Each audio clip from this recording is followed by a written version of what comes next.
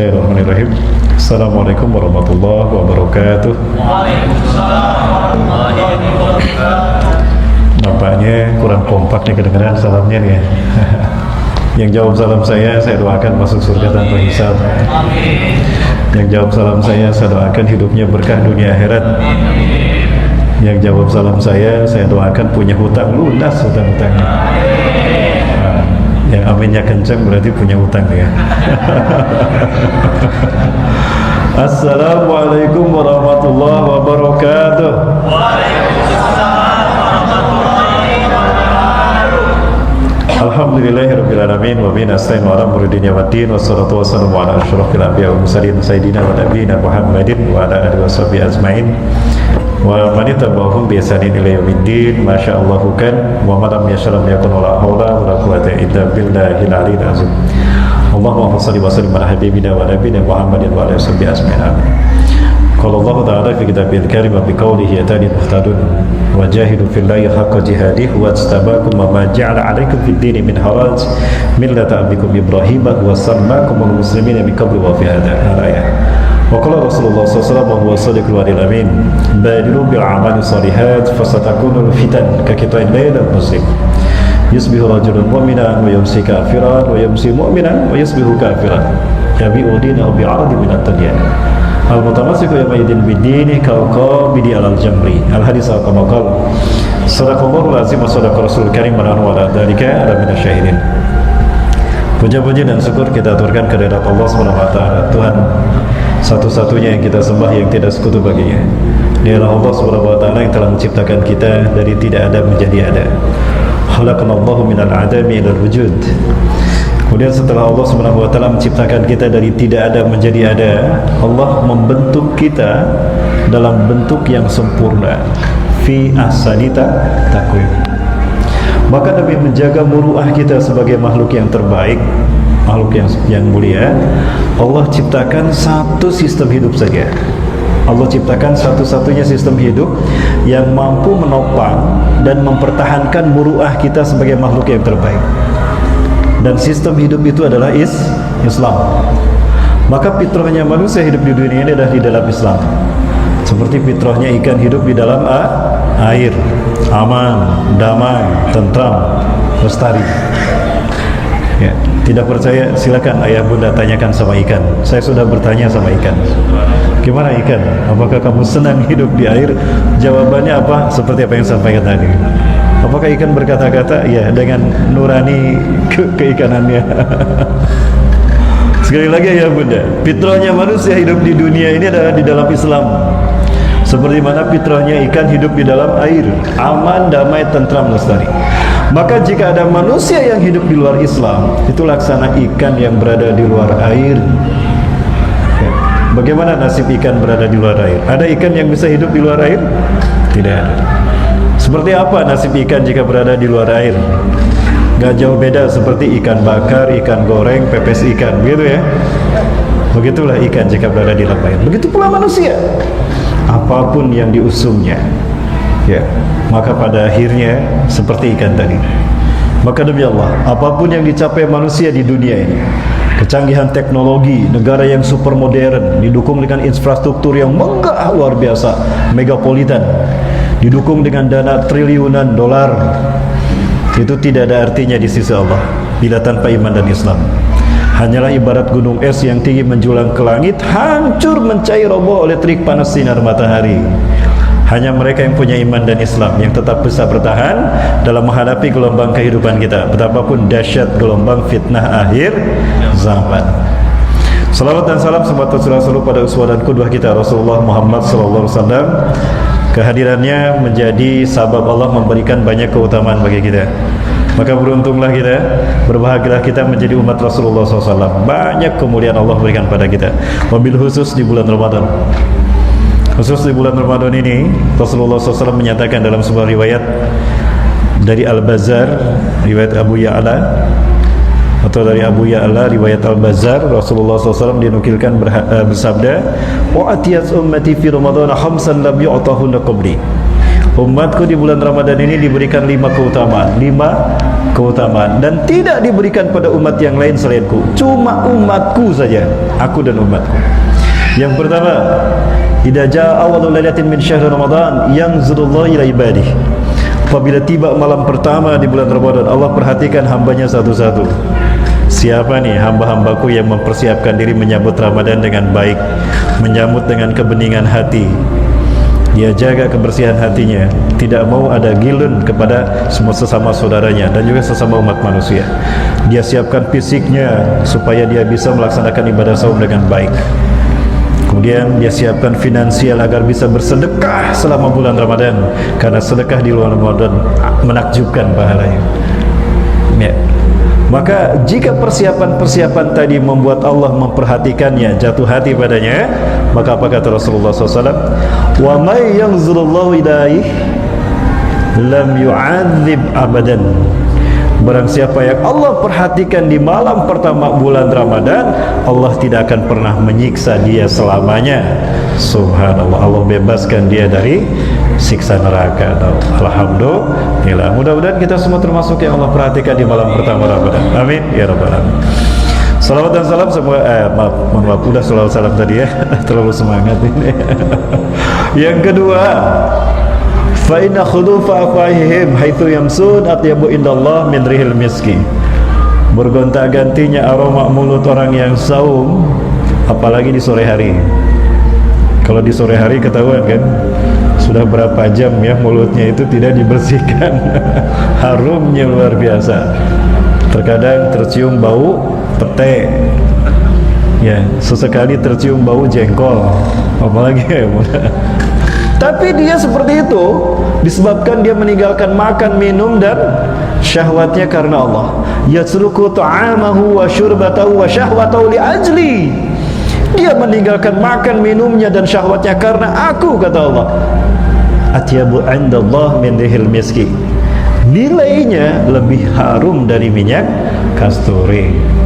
Ayah bunda sudah pernah mencium minyak kasturi? Seperti apa baunya? Di depan saya ada minyak kasturi ini. Silakan ayah bunda buktikan. Ya ayah bunda, alhamdulillah saya berangkat bersama lembaga mulia Berbagi Indonesia. Ini adalah satu NGO internasional yang bergerak dalam bidang kemanusiaan, sosial kemanusiaan, dan pilot project kita sama, yaitu membebaskan bumi para nabi dan rasul, Palestina. Kenapa harus Palestina ya Bunda? Karena pertarungan akhir zaman yang paling bergengsi sepanjang peradaban manusia, battlegroundnya, tempatnya itu akan terjadi di Masjidil Aqsa. Itulah kenapa Isra Mi'rajnya di Palestina, ke Masjidil Aqsa. Karena Palestina akan tempat berkumpulnya manusia-manusia terbaik imannya di muka bumi. Di akhir zaman, manusia terbaik imannya. Min khairi ahlil ardi yaumaidin. Sebaik-baik manusia imannya di muka bumi di akhir zaman ini adalah mereka yang berjuang untuk merdekanya Palestina. Kenapa harus Palestina? Insya Allah akan kita bahas pada kesempatan ini. Setelah yang satu ini, jangan kemana-mana, tetap bersama saya ya benar. Yang satu ini iklannya belum selesai. Ya, jadi insya Allah MBI akan menampung donasi dari Bapak Ibu sekalian. Ya Bunda, kita punya hutang kemerdekaan pada Palestina. Negara pertama yang mengakui Indonesia merdeka itu Palestina. Nanti kita bahas di akhir. Ya, kenapa harus Palestina ya Bunda? Ya, dan Palestina membantu kemerdekaan kita dengan harta mereka. Pada saat itu 1944 Palestina merdeka, aman, tidak ada pembantaian.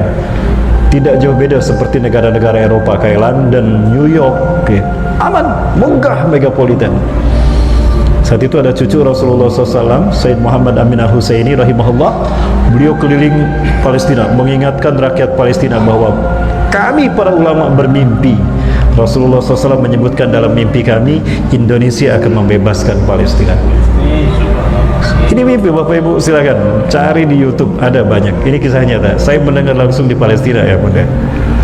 2016 kami di Palestina, tugas saya di sana, saya mendengar langsung.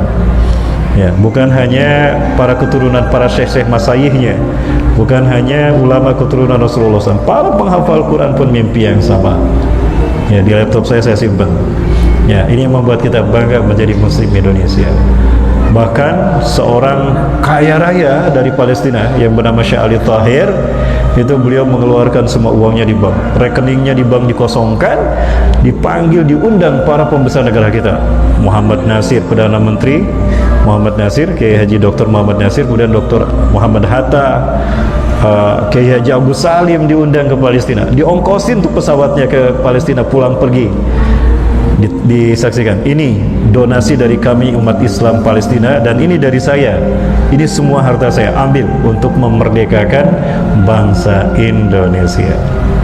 Jadi kita punya hutang kemerdekaan. Nah sekarang Palestina yang Bunda masih dijajah oleh Zionis Yahudi ya Bunda. Ya, ini saya perlihatkan bagaimana pembantaian yang dialami dari dulu oleh yang dialami Palestina, yang dilakukan oleh Zionis Yahudi ya Bunda, sampai hari ini hatta yaum.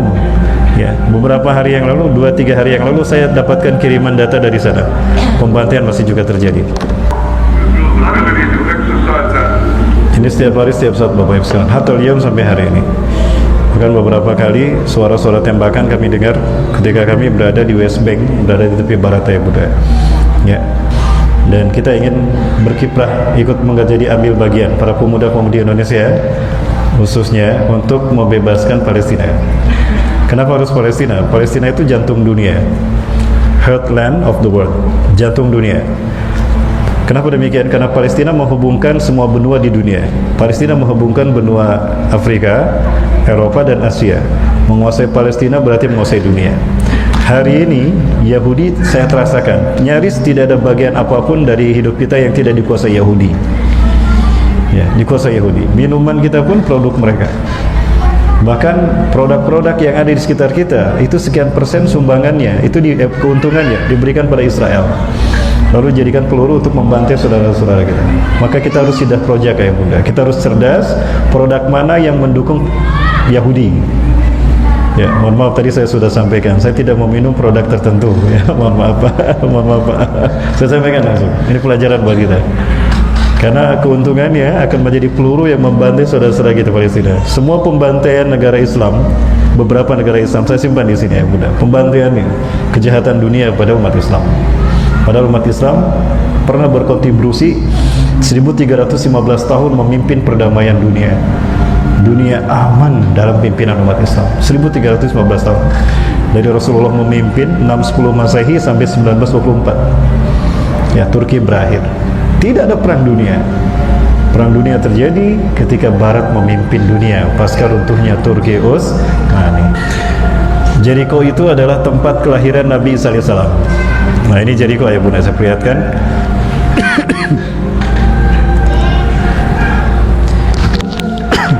Bisa Bunda.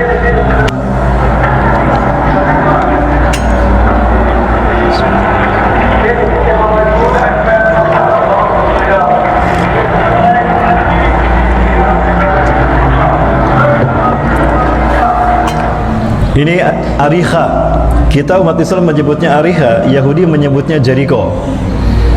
Di sana untuk penamaan kota saja kita harus hati-hati, karena begitu kita salah menyebutkan berarti kita menentukan klaim siapa yang memiliki tanah tadi. Ketika kita menyebutkan Al-Quds berarti milik umat Islam. Ketika kita menyebutkan Yerusalem berarti kita mengakui itu milik Israel. Ya, Al-Quds itu adalah di dalamnya ada Masjidil Aqsa ya Bunda. Ini yang sedang dicari-cari Israel untuk menjadi ibu kota mereka. Israel menamakannya Yerusalem. Kalau kita menyebutkan Yerusalem berarti kita mengakui Yahudi ada di sana. Termasuk tempat ini. Ariha. Kita menyebutnya Ariha. Orang Israel menyebutnya Jericho. Ya, di sinilah Nabi Isa alaihissalam bersama Hawariun bersembunyi. Ini ada gua-gua Bapak Ibu. Ini adalah destinasi kami ketika kami ke Ariha. Ya. Ini ada gua-gua. Disinilah Nabi Isa alaihissalam dan Hawariun bersembunyi ketika dikejar-kejar oleh tentara Herodes. Herodes adalah raja Romawi yang menguasai Palestina saat itu. Ini di zaman Nabi Isa alaihissalam. Dan saya yakin disinilah Nabi Isa dilahirkan, bukan di Bethlehem. 2 kali saya ke Bethlehem, saya tidak menemukan ada kebun kurma di sana, dan saya tidak menemukan ada tanda-tanda di mana sebagaimana disebutkan Al-Quran surat Maryam. Yang saya temukan di Ariha ini tempat dilahirkannya Nabi Isa. Airnya masih ada sampai sekarang, dan juga kebun kurmanya pun masih banyak sekarang.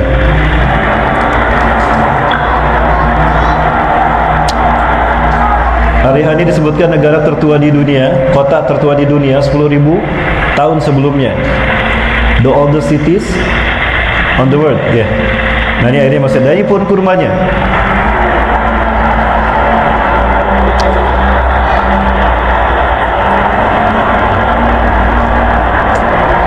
Ini adalah destinasi wisatawan dunia.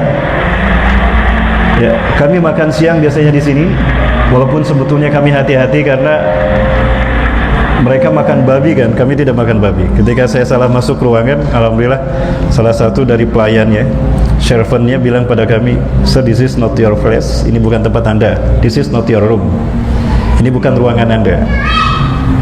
Ya, ruangan Anda di sebelah sana.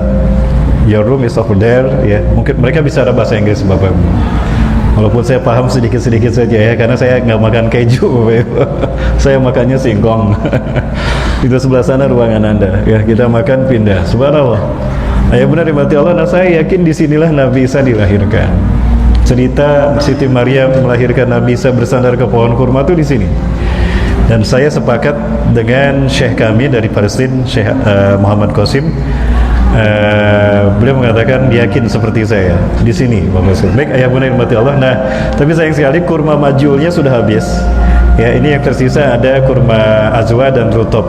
Nah, ayah bunda membeli produk ini berarti ayah bunda membantu Palestina.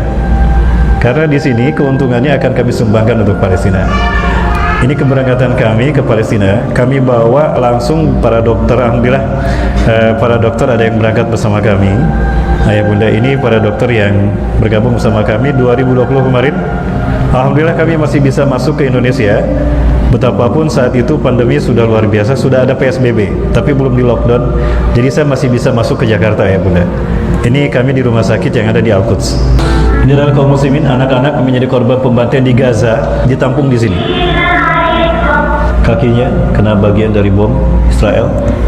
Anak ini di dadanya ada lubang bekas serpihan bom Israel. Alhamdulillah tapi dia selamat dan sudah operasi, sudah lancar. Tapi mereka kekurangan biaya. Alhamdulillah kami berangkat bersama para dokter spesialis dari Indonesia, dari Kalimantan, dari Sulawesi, dari Jakarta.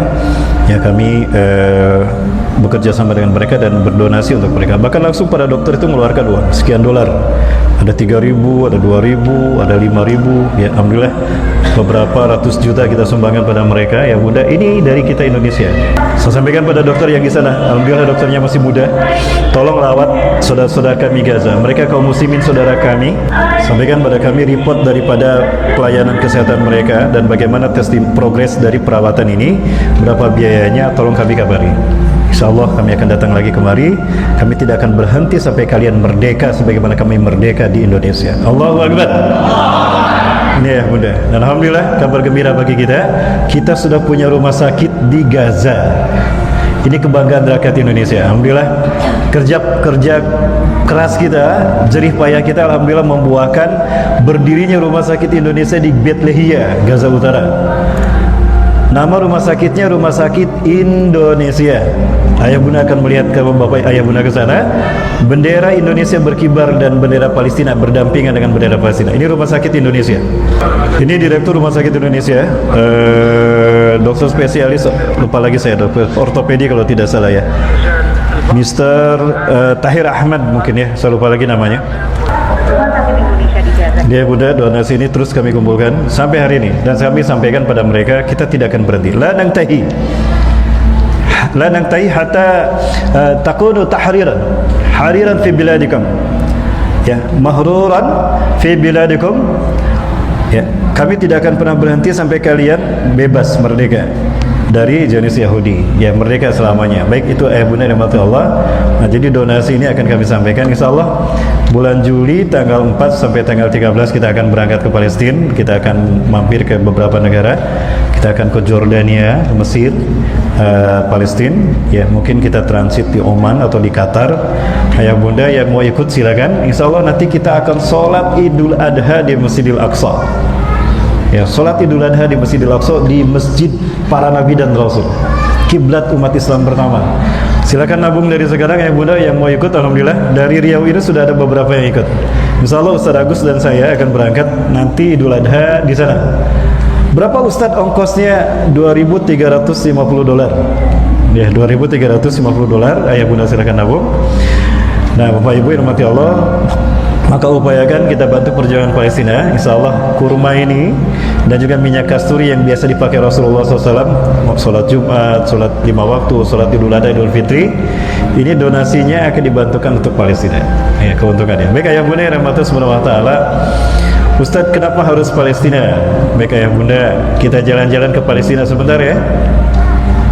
Jamaah, woi jamaah, mana nih suaranya? Kita jalan-jalan sebentar ke Palestina boleh? Nah, kita lihat seperti apa Palestina. Kenapa Israel begitu tergiur untuk menguasai Palestina? Menguasai Palestina berarti menguasai dunia. Israel ingin menguasai dunia, maka Israel kuasai Palestina. Afrika, Eropa, Asia dihubungkan, tulang punggungnya itu adalah Palestina. Hanya beberapa titik yang akan saya sebutkan. Nanti selebihnya Ustaz Agus yang akan menyampaikan tentang detail Palestina insyaallah. Ini adalah Danau Tiberia, Sungai Jordan. Di sini Nabi Yahya pernah ditemukan hilang 3 hari, ditemukan Nabi Zakaria di sini. Sumber airnya dari Danau Tiberias. Nah, ini Danau Tiberias. Danau ini apabila kering berarti Dajjal akan keluar, kata Rasul. Ciri-ciri Dajjal akan keluar, akan datang adalah ketika keringnya Danau Tiberias. Ini Danau Tiberias ya Bunda. Dan kami kajian di Danau Tiberias ini insya Allah nanti tanggal 4 sampai 13 Juli kita akan ke sini ya Bunda. Kita lihat apakah danaunya masih ada airnya. Kalau danau ini kering berarti Dajjal akan datang. Nah, tidak jauh dari bantaran Danau Tiberias ini ada manuskrip peninggalan para nabi dan rasul dari Bani Israel. Nah, ini peninggalan dari para nabi dulu. Dan ini Laut Mati. Disinilah dibenamkannya kaum Sodom dan Gomorrah, kaumnya Nabi Lut alaihissalam, keponakan Nabi Ibrahim alaihissalam. Ya, yang Bapak Ibu lihat warna putih ini adalah garam. Saking tingginya kadar garam maka tidak ada kehidupan di sini.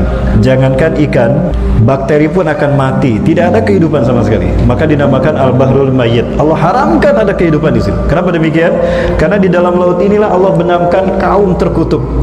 Tidak ada azab yang terbesar, yang terburuk Allah timpakan pada manusia melebihi azab yang mereka terima. Dulu tidak ada laut, dulu gunung seperti ini. Ya, Allah utus Nabi Lut ke sana untuk mendakwahi mereka, tapi ternyata mereka tidak beriman. Mereka tidak mengindahkan dakwah Nabi Lut. Maka Allah hukum mereka dengan gempa yang dahsyat, dibikin goyang negara mereka, kampung halaman mereka. Udah gitu diangkat ke langit, dibalikan lalu dibenamkan. Maka menjadi tempat terendah di muka bumi. Ya, ya Bunda, ini tempatnya. Ya, di sini Bapak Ibu sekalian rahmati Allah. Dan saya mencoba membuktikan. Katanya kalau berenang di sini terapung. Betul ya Bunda? Ini saya melakukan ini, tapi mohon maaf ini baju atasan saya lepas karena saya tidak bawa baju lagi. Waktu itu kalau saya basah itu mohon maaf, mungkin baju saya agak bau. Nah, ini saya coba membuktikan, walaupun hanya selutut saya bisa terabung. Ini hanya selutut ya Bunda.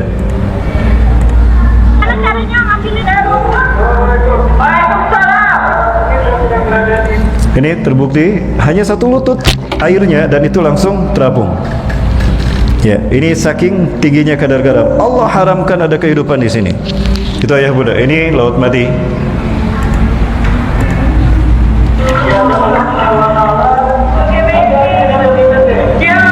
Ya, di bawahnya inilah terdapat kaum Sodom dan Gomorrah. Insya Allah nanti kita akan ke sini juga. Nah, kemudian ayah Bunda, rahmatullah subhanahu wa ta'ala, kita lanjutkan tadi tentang Palestina. Ya, Laut Mati ini sampai sekarang dikuasai Yahudi. Di dalamnya, nah ini garamnya. Ini kadar garam yang sangat tinggi. Inilah kampung halaman Nabi Lut. Mohon maaf, bukan Nabi Sulaiman, Nabi Lut. Ini yang tersisa dari kaum Sodom dan Gomorrah. Disinilah Nabi Lut tinggal bersama kaumnya yang beriman. Ini namanya Masada. Sangat melelahkan kita naik ke atas, tapi begitu di atas luar biasa indah. Kita bisa melihat keindahan bumi Syam, bumi para Nabi dan Rasulullah. Tidak jauh dari sini terdapat peninggalan kaum Ad dan kaum Samud, kaum yang Allah utus Nabi Hud dan Nabi Saleh. Mereka adalah kaum Nabatian, di mana mereka mengukir, memahat gunung-gunung batu menjadi istana. Allah abadikan dalam surat Al-Fajr. Iramadatil Imad, bangsa Iram, kota Iram yang punya bangunan-bangunan yang tinggi. La yuhlaqu mithluha fil bilad. Nah, ini peninggalan kaum Sodom dan Gomora. Ya Bunda, dan inilah Bukit Zaitun. Dari sinilah kita bisa melihat keindahan bumi Isra Mi'rajnya Rasulullah SAW. Inilah kota Yerusalem atau yang disebut dengan Al-Quds. Seperti apa lengkapnya Yerusalem? Insya Allah nanti Ustaz Agus yang menyampaikan. Ustaz, apa yang akan terjadi nanti di akhir zaman? Ya Bunda, rahmati Allah SWT. Ya, saya langsung saja masuk pada materi inti ya Bunda, rahmati Allah. Bapak Ibu yang rahmati Allah SWT, kita berada di akhir zaman, betul? Ya, banyak orang menyebutkan saya, bahkan media menyebut saya Ustaz akhir zaman. Kenapa saya disebut Ustaz akhir zaman? Padahal kan kita sama-sama hidup di masa yang sama. Kalau saya Ustaz akhir zaman, berarti ini jamaah akhir zaman juga, betul? Ya, karena kita berada di zaman yang sama. Ya Bunda yang rahmati Allah, kapan Ustaz kiamat terjadi hanya Allah yang tahu. Tidak ada yang tahu kapan kiamat terjadi. Rasulullah SAW saja tidak tahu, apalagi saya. Ya. Yang Rasulullah tahu hanya beberapa saja, dan itu pun pemberitahuan dari Allah, ya Allah. Yang Rasulullah ketahui tentang hari kiamat, satu, kiamat akan terjadi hari Jumat. Sekarang hari apa? Hari Sabtu. Oh, udah kelewat ya? Alhamdulillah, udah kelewat berarti ya. Kiamat akan terjadi di waktu subuh. Ya, di waktu subuh. Ketika tidak lagi terdengar suara azan. Nah, hati-hati. Jika ada pemimpin daerah atau pejabat daerah atau pejabat tinggi negara yang melarang suara azan dikumandangkan, nah itu kiamat duluan tuh. Amin. Kantornya nanti kiamat duluan tuh. Kalau suara itu tidak terdengar, kata Rasulullah, la taqumu sa'atu hatta la yuqala fil ardi Allahu Allah. Kiamat tidak akan terjadi sehingga manusia tidak mendengar suara azan. Justru Allah perintahkan, Rasulullah perintahkan pada Bilal, irfa sautaka ya Bilal. Wallah la yasma'u sautak minal jinni wal insi illa halat lahu syafa'ati yaumil qiyamah. Keraskan suaramu hai Bilal. Sungguh tidak ada seorang pun dari bangsa jin dan manusia mendengar suaramu dan menjawab suaramu, seruanmu, niscaya halal syafaatku untuknya. Maka Bilal mengeraskan adab. Allahu Akbar, Allahu Akbar. Bilal keras, Bilal keras lagi, Bilal adanya keras lagi, Bilal. Yang kedua Abdullah bin Umi Maktum, itu dua muazin Rasulullah SAW. Ya, kalau Bilal bin Rabah azan awal, adzan subuhnya Abdullah bin Umi Maktum. Jadi sunnahnya dikeraskan, bukan dikecilin. Jadi kalau dilarang tambah toanya, Pak. Baik, ayat berarti Allah. Kemudian kiamat tidak akan terjadi melainkan Quran sudah tidak ada di muka bumi. Maka akan terjadi, ada beberapa ulama yang menjelaskan pada kami, ya, akan ada sholat berjamaah saat itu. Rakaat pertama aman, ya, rakaat pertama aman. Bacaan Quran lancar. Ghairil maghdubi alaihim waladdallin. Amin. Oh, imamnya baca surat. Tabarakalladzi biyadihil mulku wa huwa ala kulli syai'in qadir. Aman. Ruku, sujud, bangkit rakaat kedua, Allah cabut hafalan Quran dari ingatannya. Allahu Akbar. Mohon maaf saya berdiri. Ketika berdiri, Allahu Akbar. Bingung imamnya, Allah cabut hafalan Quran dari ingatannya. Mamuyunya heran, loh kok diam saja. Subhanallah, subhanallah. Mamumnya pun cuma bisa subhanallah karena sama lupa Al-Fatihah. Maka apa yang terjadi? Salat diselesaikan tanpa surat, tanpa bacaan Quran. Salat diselesaikan tanpa bacaan Quran, hanya subhanallah, alhamdulillah, wala ilaha illallah, Allahu akbar. Begitu selesai salat, imamnya balik badan. Limadza la tuzakkirtumani laqad nasitu bil ayah. Kenapa kalian tidak mengingatkan aku? Aku lupa dengan bacaan Quran. Ya. Kalau ada anak saleh, Ustaz ceramah dulu ya. Ya. Maka apa kata makmumnya? Kaifa nuzakkiruka wa qad tasira bil ayati aidan. Bagaimana kami akan mengingatkan Anda? Kami juga lupa dengan Quran. Lari itu imam ngambil Quran di lemari. Ketika ambil mushaf Quran dibuka, bersih, putih bersih, tidak ada satu huruf pun di lembar mushaf. Maka baca Quran itu di mushaf Quran ya, jangan di HP, jangan di gadget. Pahalanya beda. Ini tanda kiamat telah dekat ayah bunda. Rasulullah SAW sebutkan munculnya benda ini tanda kiamat telah dekat. Bukan berarti buruk, enggak. Boleh, tapi munculnya benda ini tanda kiamat telah dekat. Ada inna min asrati sa'ah. 3 kali Rasulullah berkata, ada inna min asrati sa'ah. Ingatlah dari tanda kiamat akan terjadi. Anturfal asrar wa tudwal ahyar. Manusia-manusia buruk akan memimpin dunia. Wa tudwal akhyar. Manusia-manusia terbaik akan disingkirkan. Ciri kiamat akan terjadi jika manusia-manusia buruk, buruk akhlaknya, buruk akidahnya, buruk kemanusiaannya akan memimpin dunia. Waktu doa al-akhyar, manusia-manusia terbaik pilihan umat disingkirkan.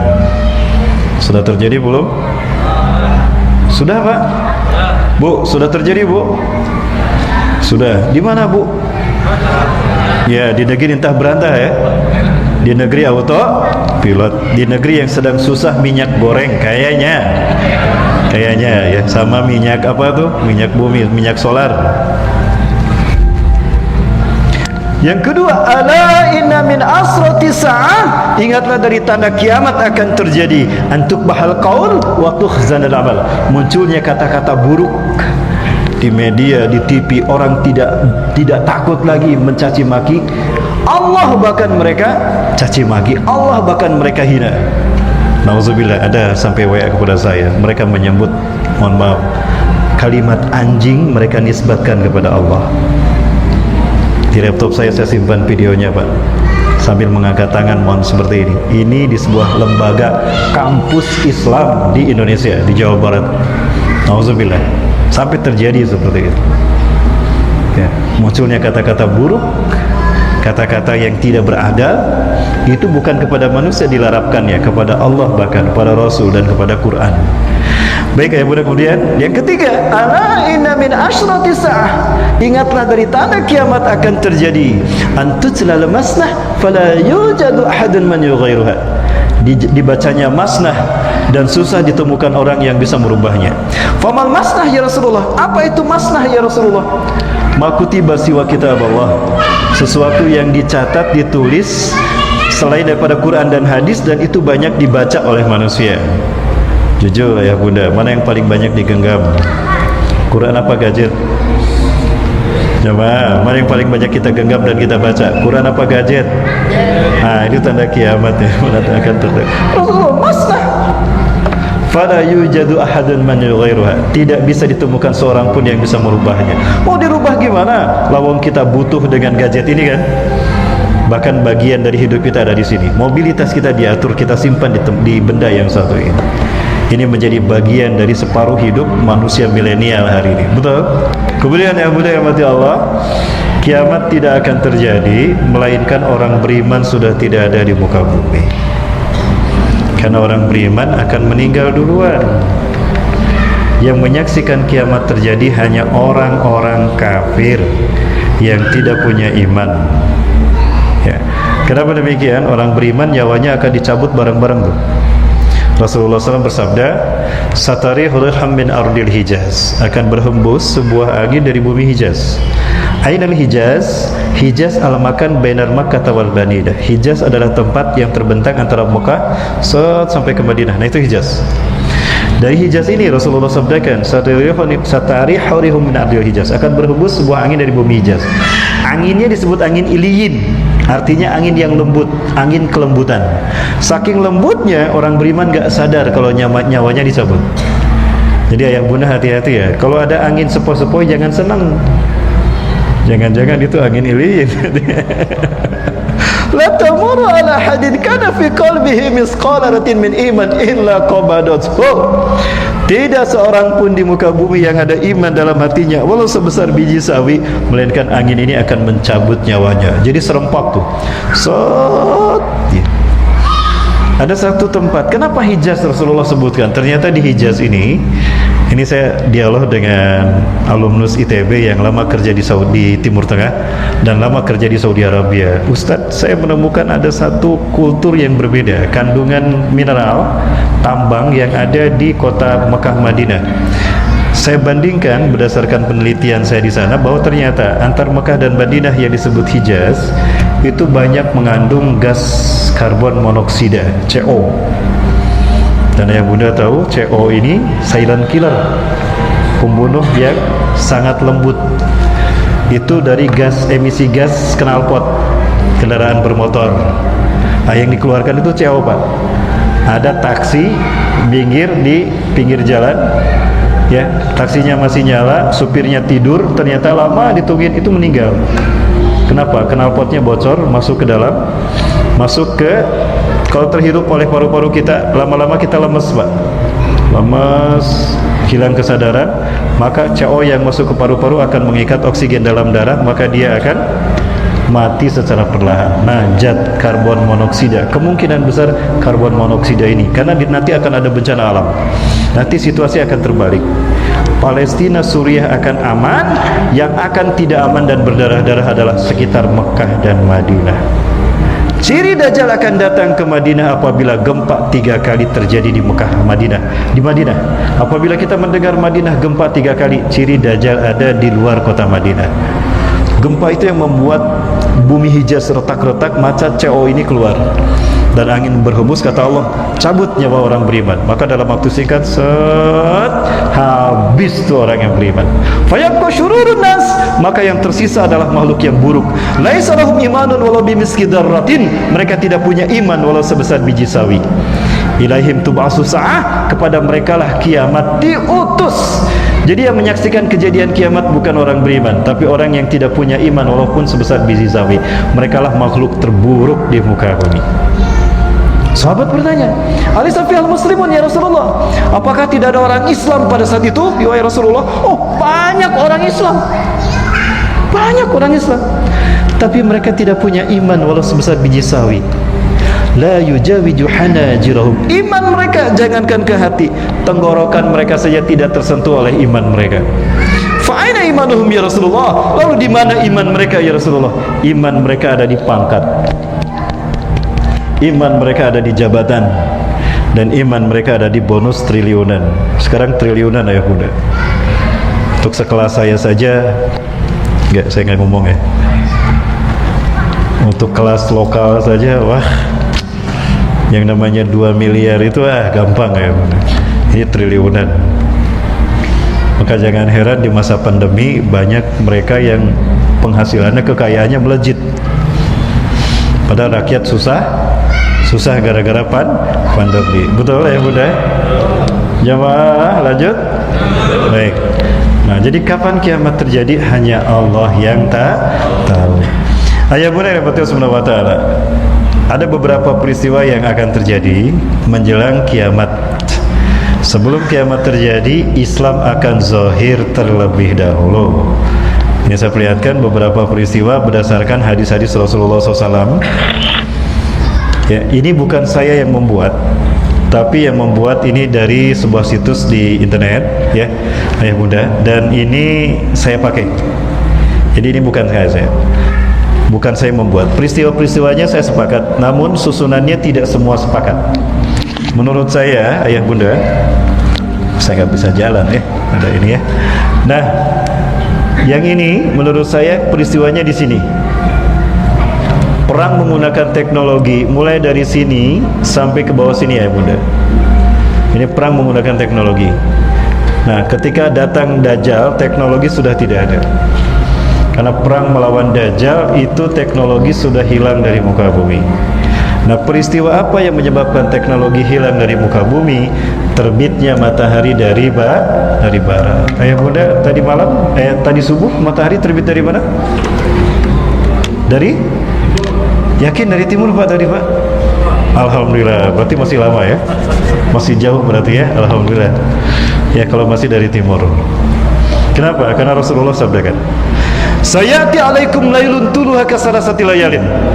Akan datang satu malam yang panjangnya sama dengan 3 malam. Rasulullah SAW menyebutkan sayati alaikum. akan datang kepada kalian. Kemungkinan ini kepada umat Islam. Kalau disebut umat Islam, kebanyakan umat Islam di timur kan, antara Jazirah Arab dan Asia, antara Timur Tengah dan Asia Tenggara, Asia.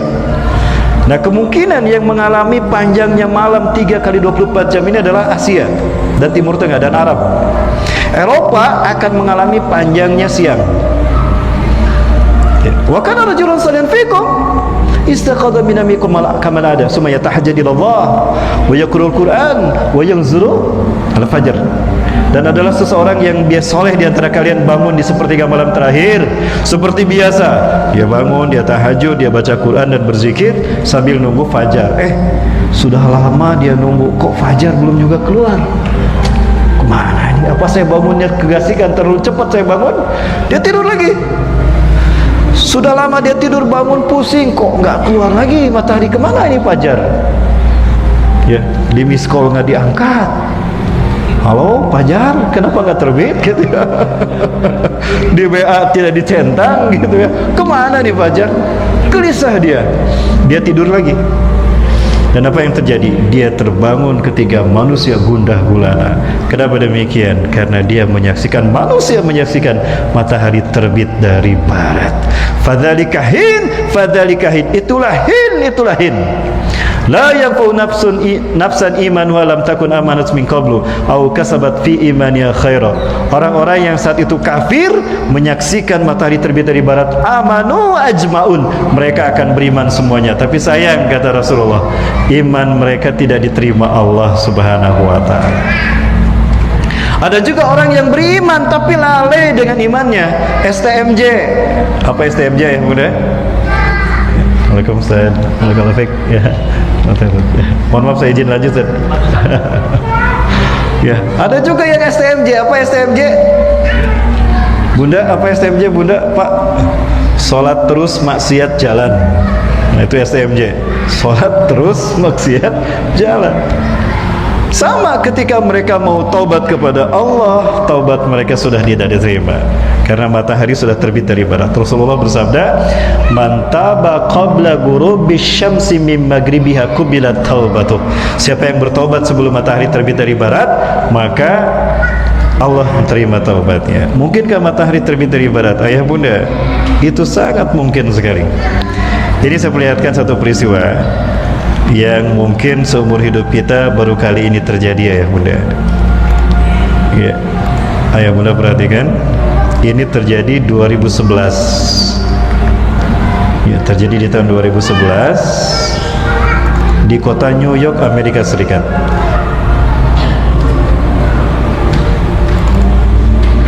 Orang-orang pada keluar menyaksikan peristiwa yang mungkin seumur hidup mereka baru sekali ini terjadi. Dan saat itu musim salju di Amerika, di kota New York.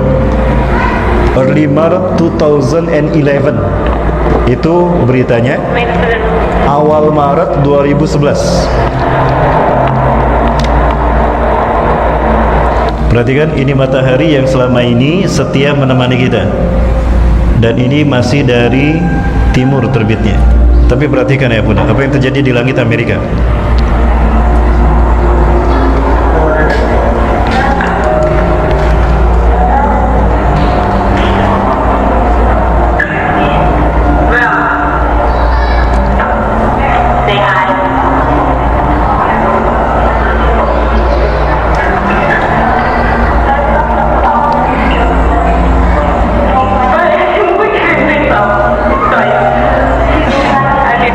Matahari kita. Yang ini apa? Terlihat ya bunda tadi? Second suns as seen in New York sky. Ada dua matahari di langit Amerika, di langit New York.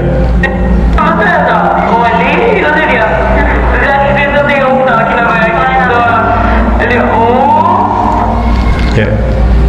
Namun sayang sekali di Indonesia tidak viral karena media di Indonesia sibuk memberitakan perkelahian dua artis, dua selebritis kita. Nah itu lebih penting daripada ini. Baik ayah bunda yang dirahmati Allah Subhanahu wa taala. Nah, kemudian ayah bunda yang dirahmati Allah, Peristiwa apa lagi yang akan terjadi ya bunda? Nah, peristiwa yang lain yang besar kemungkinan ini lebih dekat pada kita adalah Perang Dunia Ketiga. Kemarin sudah saya bahas tentang Perang Dunia Ketiga. Perang besar dunia ini akan terjadi. Abu Hurairah adalah sahabat Rasulullah SAW yang paling banyak meriwayatkan hadis. 6.374 hadis. Beliau sebelum meninggal mengatakan, demi Allah, aku banyak mendapatkan bejana ilmu. Setidaknya ada 2 bejana ilmu aku dapatkan dari Rasulullah SAW. Satu bejana ilmu demi Allah sudah aku sampaikan kepada kalian. Namun ada satu bejana ilmu yang sampai hari ini belum aku sampaikan. Karena aku takut kalau aku menyampaikannya kepada kalian, jika kalian tidak faham, nyawaku ini taruhannya, leherku ini taruhannya. Maka sampai hari ini aku tidak menyampaikannya pada kalian, karena aku khawatir jika ini sampai kepada orang yang bukan haknya akan terjadi fitnah. Tapi demi Allah, sekarang kalian saksikan aku dalam keadaan sakaratul maut, aku menjelang ajalku, dan aku takut menyembunyikan ilmu dari Rasulullah SAW. Maka demi Allah aku sampaikan. Apa yang Abu Hurairah sampaikan? Gambaran Perang Dunia Ketiga. Percaya tidak ya bunda? Di dalam hadis itu Rasulullah menyebutkan nama Hir. Akan muncul seorang pemimpin dunia yang orang menyebutnya Hir atau Al-Hir, dari sebuah negara yang orang menyebutnya Jerman. Sahabat tidak ngerti apa itu Hir, apa itu Jerman. Kita yang paham sekarang. Hir, Hitler, Jerman, ya negaranya. Rasulullah juga menyebutkan Amerika, negara ratu dunia. Ya. Negara ratu dunia, itu patung Liberty kan ratu itu. Dan terkait dengan Amerika. Nah mungkin jangankan yang dulu, sekarang pun mungkin nggak percaya orang menyebutkan mendengar hadis seperti itu. Nah yang digambarkan adalah perang dahsyat, perang dunia. Nah sekarang kita sudah menyaksikan bagaimana Rusia memerangi Ukraina, betul? Ada yang menyebutkan ini pintu gerbang perang dunia ketiga. Teman-teman di Bandung atau di beberapa tempat, terutama di Batam, mereka mengatakan, Ustadz kami tidak takut perang dunia ketiga Ustadz. Loh kenapa Pak? Yang kami takuti bukan perang dunia ketiga, yang kami takuti adalah periode ketiga Ustadz.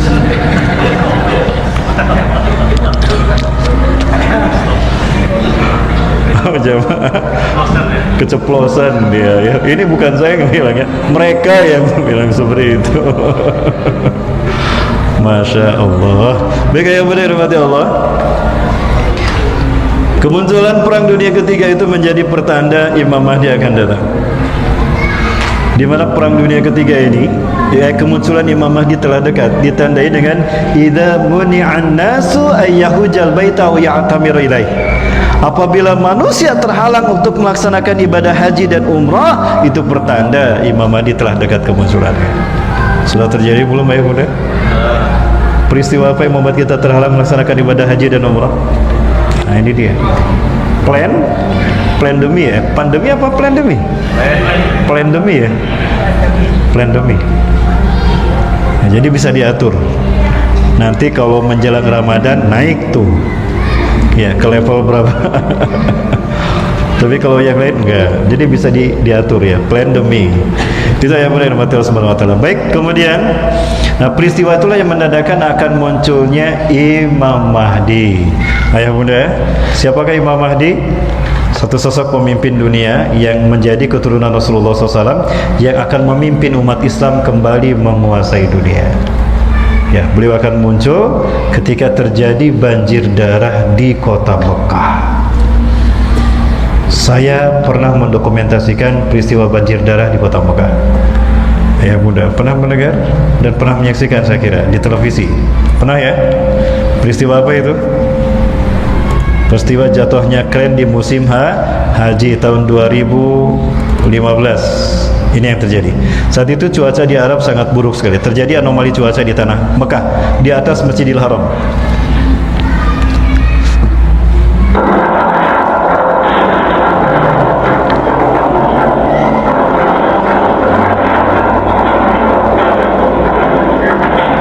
Jadi setelah sholat asar menjelang sholat maghrib ya Bunda,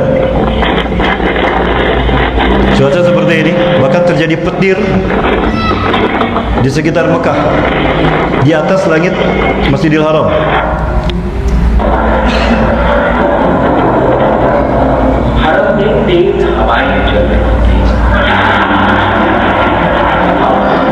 Maka orang-orang berkumpul di dalam Masjidil Haram menghindari turunan hujan. Namun apa yang terjadi? Salah satu petir mengenai kren. Ya, ini salah satu petir mengenai kren, dan akibatnya apa? Kren itu pun jatuh menimpa jemaah haji yang sedang berteduh, ayah bunda. Nah, ini petir menimpa jemaah haji yang sedang berteduh. Ini kren yang jatuhnya.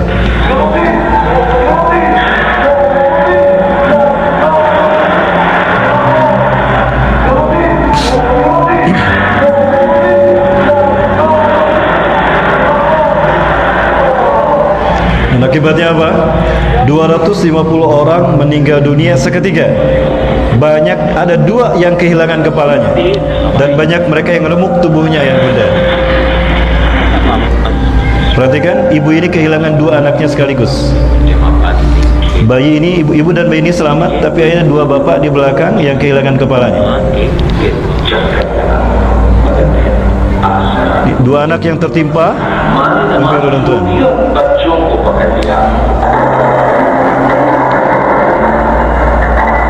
Hilang, 2 kepalanya hilang. Ibu ini mencari anaknya.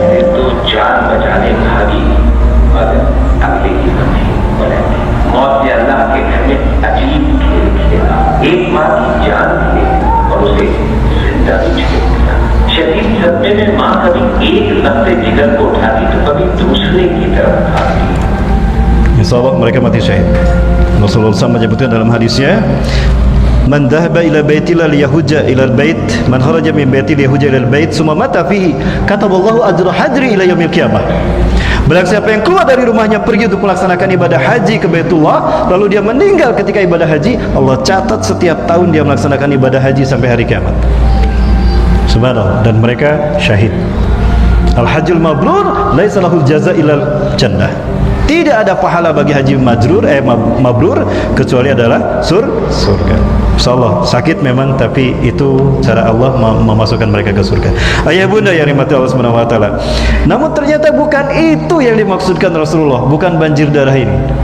Tapi banjir darah ketika 3 putra mahkota Raja Arab akan berperang berebut kekuasaan setelah matinya penguasa Mekah dan Madinah. Yaktatilu salah satu inda kanzikum, akan berperang 3 orang laki-laki di sisi perbendaharaan kalian. Kulluhum ibnu khalifatin, 3-tiganya anak Raja Arab. Ayah bunda, ini adalah Raja Arab yang pernah memimpin Saudi Arabia.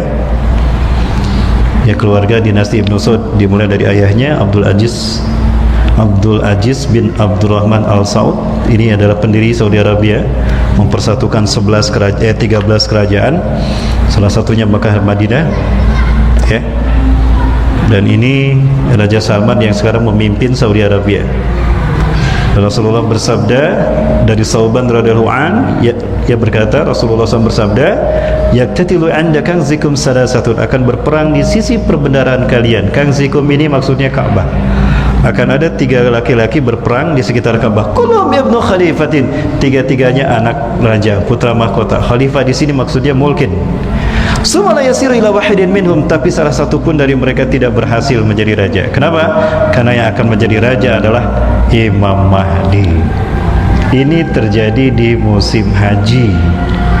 Ya, perkiraan kami di musim haji, karena Rasulullah menyebutkan fayamkusu fil ardi sab'atan aw samanin, yakni hajajan. Dia akan tinggal di muka bumi 7 atau 8 kali. 7 atau 8 kali musim haji. Berarti dimulai dari musim haji beliau memimpin dunia.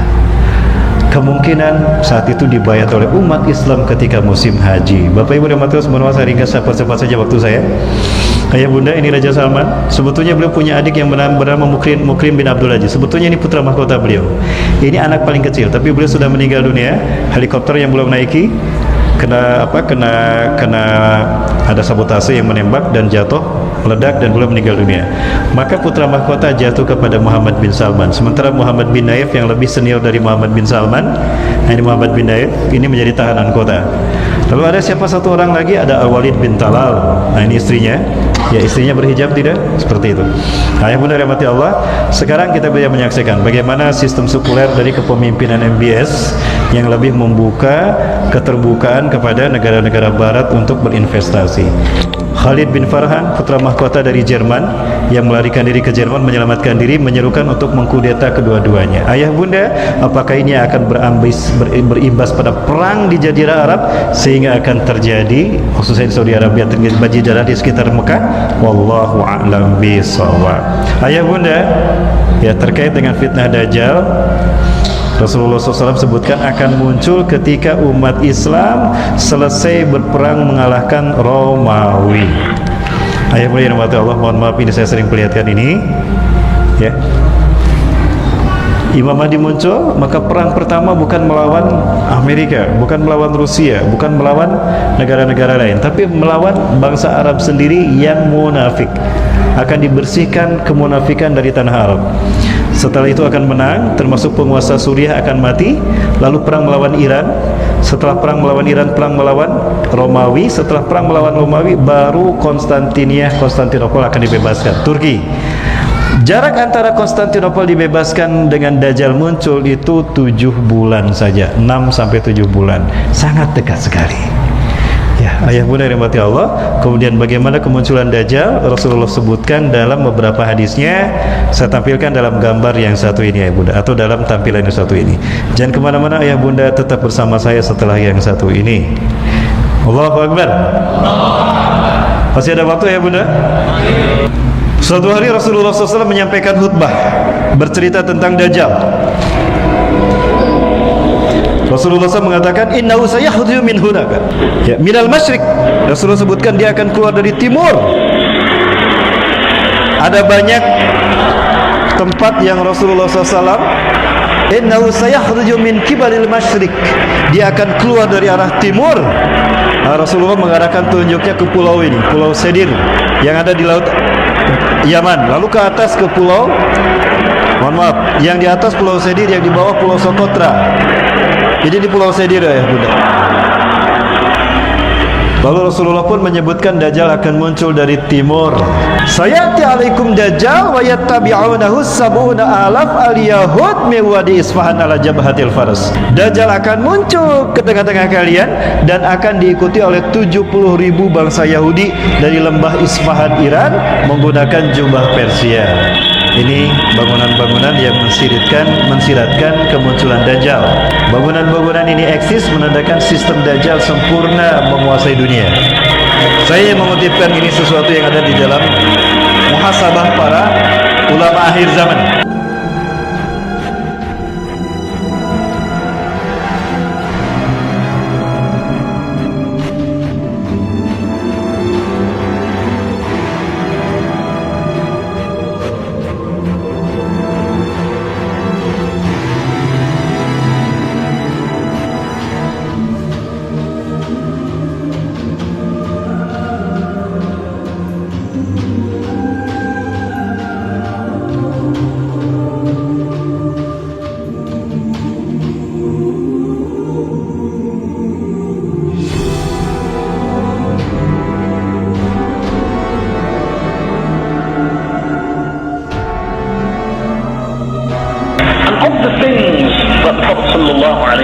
relates to us was this, that he also said, the Dajjal will come, and he will come to Medina, but it will be haram for him to enter the city of Medina, and enter the streets of Medina. So he will be forced to remain outside. So what he will do is that he will camp and settle on some of the salty marshes that will be outside Medina. Innahu sayati alaikum wa huwa mani'un min duhulil madinata. Sesungguhnya dia akan datang ke tengah-tengah kalian, tapi dia terlarang untuk memasuki kota Madinah. Kenapa? Fa inna likulli bab min bawabatil Madinah lahu malakan bisihamihima. Ketika Dajjal akan datang ke Madinah, Madinah tidak bisa dimasuki Dajjal. Kenapa? Karena setiap pintu gerbang Madinah dijaga oleh 2 malaikat. dengan panah mereka. Satu langkah Dajjal masuk di panah, mati Dajjal. Maka Dajjal takut memasuki Madinah. Fayamkusu kharijal Madinah. Maka Dajjal tinggal di luar kota Madinah. Di mana? Ini yang mudah. Fayamkusu fi makanin mulhid hiwalal Madinah. Dan ciri Dajjal ada di sekitar sana apabila Madinah goncang gempa 3 kali, kata Rasulullah SAW. Ada sebuah bangunan di sekitar Madinah yang secara resmi disebut istana kerajaan, namun penduduk setempat menyebutkan istana Dajjal. Ini dia. Inilah bukit bergaram satu-satunya yang ada di sekitar Madinah, yang dikatakan di sini Dajjal akan tinggal. Innahu sayas'adul jabala fayatawajjah ila jihatil Madinah summa yaqulu liman tabi'ah haraitum dari kisral abyad. Dajjal akan naik ke sebuah bukit, dan di bukit itu Dajjal mengarah ke Madinah lalu mengatakan, apakah kalian melihat istana putih itu? Itu adalah apa ya bunda? Istana Ahmad. Artinya Masjid Nabawi terlihat seperti istana putih dan Dajjal menyebutnya istana Ahmad, padahal itu Masjid Nabawi. Di sana ada raudhah, terdapat makam Rasulullah sallallahu alaihi wasallam. Bapak Ibu, di mana bukit ini? Nanti ayah bunda kalau umroh, insya Allah nanti tanggal 11 September ya, momen hancurnya WTC, kita akan kajian akhir zaman langsung di Tanah Suci Mekah. Kita akan umroh plus tadabur tanda-tanda akhir zaman, mulai dari kota Mekah, Jeddah, Madinah. Kita lihat tanda-tanda ini. Kita akan lebih dekat ke sini insya Allah. Ayah bunda catat tanggalnya 11 September ya, bersama saya. Promosi lagi. Kalau ayah bunda City Tour Madinah, ayah bunda ke Masjid Qiblatain. Nah, Masjid Qiblatain ini di belakangnya ada bukit ini, Jabal Habsyi. Di sini Dajjal akan naik bukit ini.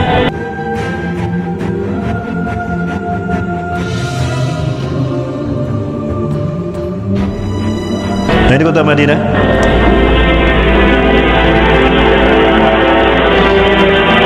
Dan di sebelah barat dayanya ada Jabal Habsyi.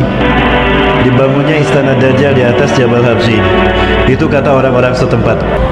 So the believers will remain in the city, but the munafiqeen and the others that the Prophet ﷺ mentioned that every munafiq and every kafir will leave the city of Medina and its safety and go out, believing that they will find refuge with the Dajjal.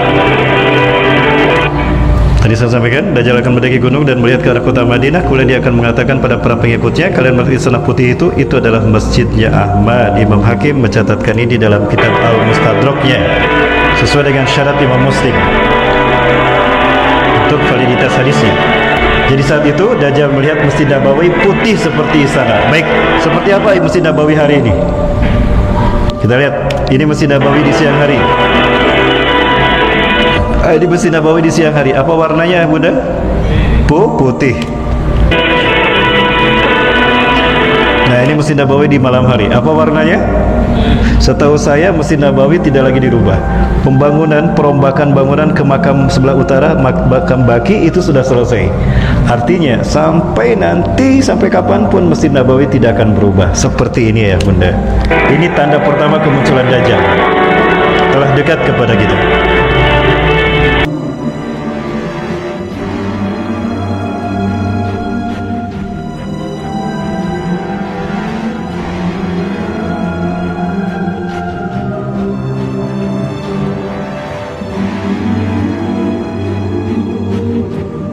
Hadis kedua yang menyebutkan tanda-tanda kemunculan Dajjal terkait dengan kota Madinah, ya, walaha sab'atu abwab, dan Madinah punya 7 pintu gerbang. Setiap gerbang dijaga 2 malaikat. Pertanyaan saya, sekarang pintu gerbang memasuki kota Madinah ada berapa yang buka? Kita hitung sama-sama. Ada berapa? Ada 7. Jeddah, Makkah, Rabik, bandara, ya, Tabuk, kemudian ada 2 sekitarnya, ada 7 sekarang.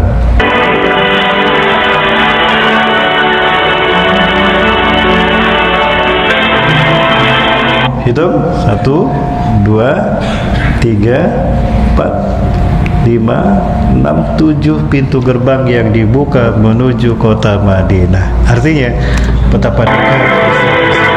Subhanallah.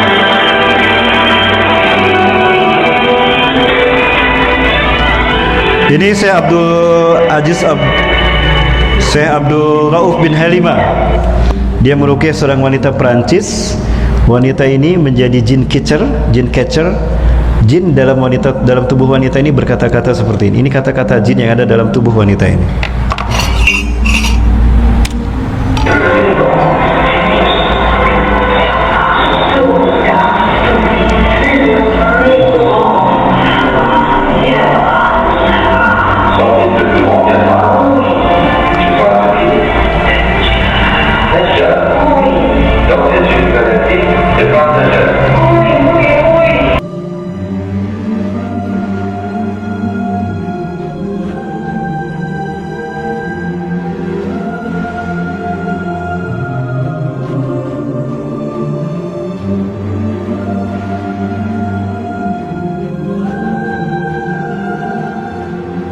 Baik, Nabi Isa akan turun ketika Dajjal akan berhadapan dengan pasukan umat Islam. Saat itu umat Islam di mana, Ustaz? Umat Islam ada di sebuah tempat yang bernama Halab di Damaskus Timur, ya Bunda.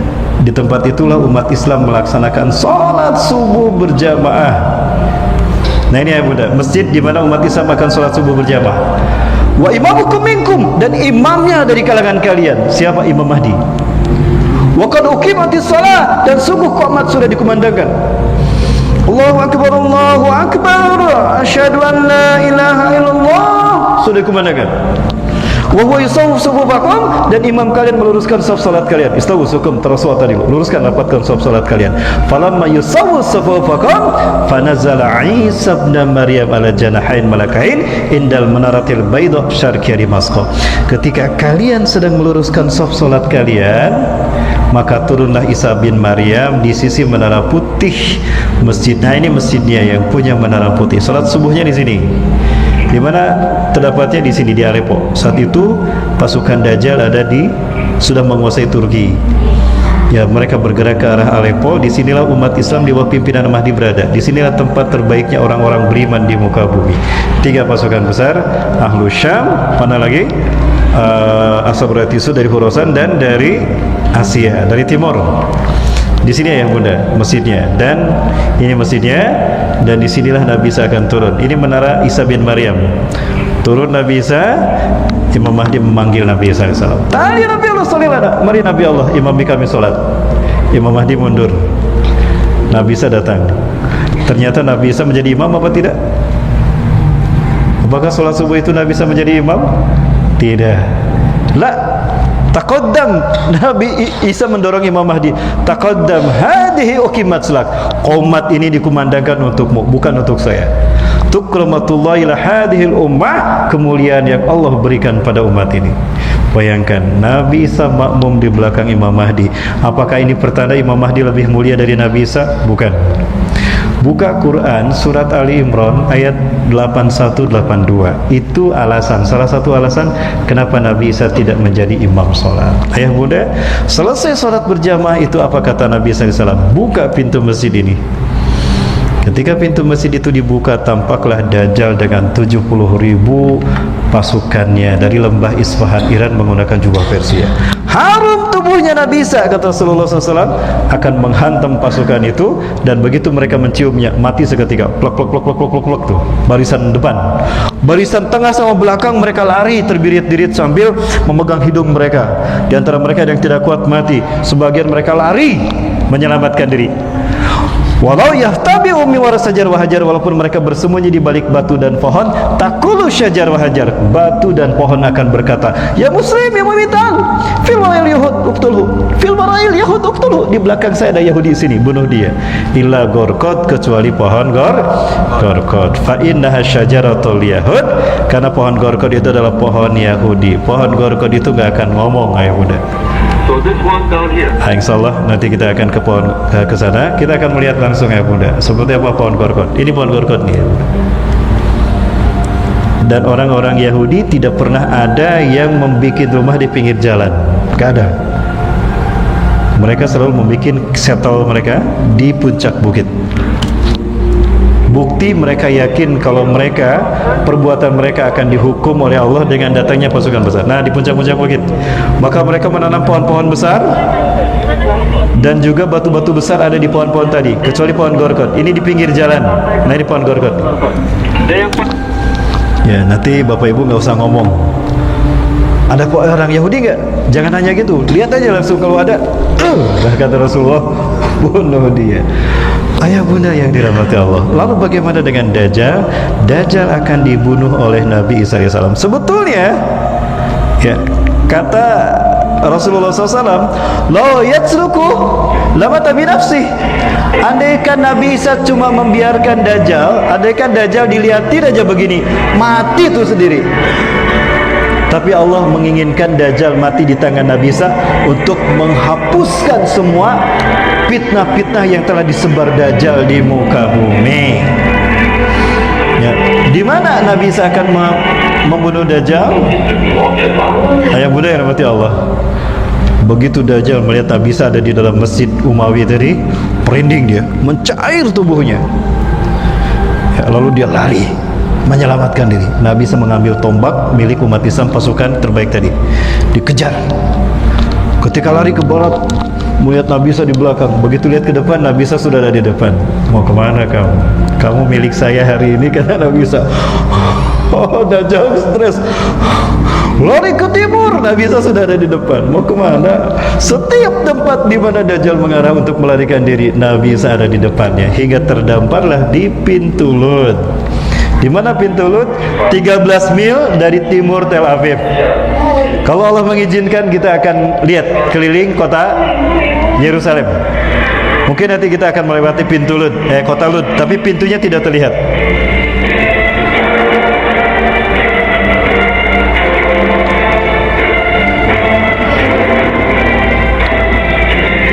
Seperti apa pintu Lut?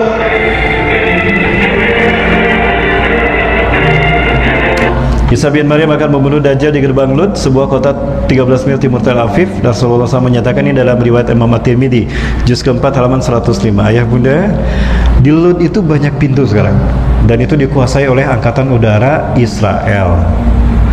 Ada satu pintu yang menarik ayah bunda.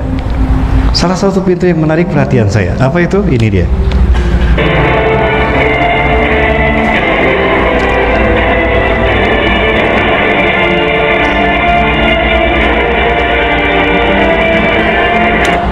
Pintu gerbang itu bertuliskan ini, Yesus coming soon. Apakah di pintu gerbang ini Nabi Isa akan membunuh Dajjal? Kalau terjadi di pintu gerbang ini, pas sekali. Pada saat itu akan terontok 3 agama besar dunia, Yahudi, Nasrani, Majusi. Ini sumber dari semua agama yang ada di dunia. Pokoknya ini, dari sinilah berasalnya 3 agama besar dunia selain Islam. Ya, ketika 3 agama ini hancur, maka hancurlah semua agama kecuali Islam yang akan tegak di muka bumi. Allahu Akbar. Artinya pertempuran ini akan terjadi di Palestina. Seperti apa Palestina? Ustaz Agus yang akan menyampaikan. Silakan Ustaz.